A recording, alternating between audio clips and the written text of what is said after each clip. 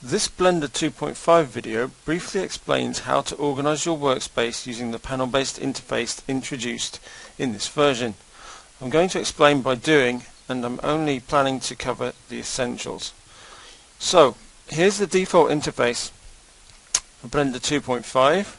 I'm going to reduce this down now to just 2 panels, which is really easy to do. So before I do that even, I'm just going to create another workspace. So I'm going to click this button here, call it reduced workspace, and then I'm going to start moving panels. So panels are denoted by these diagonal crosses at the bottom left and the top right.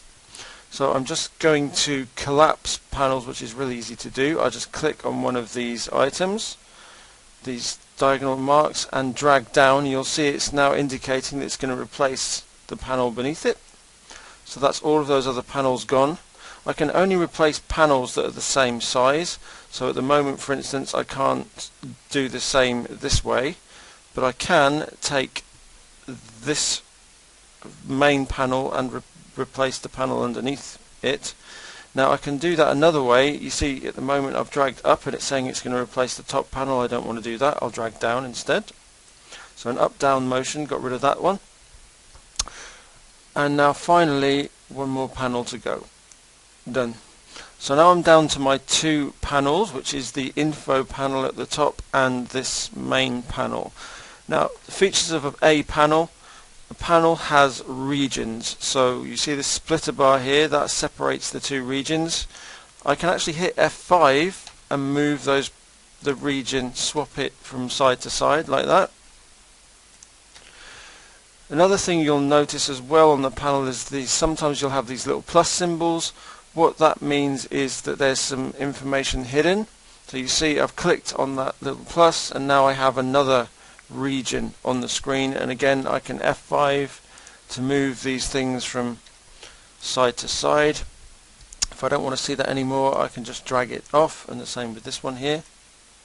So now I've got the 2 plus symbols. Just click them again to restore them.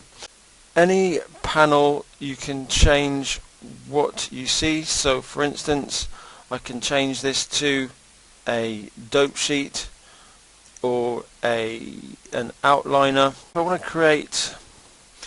want to create additional panels, I can drag one of those corner drag markers and create more panels that way, and then change their type using the info item.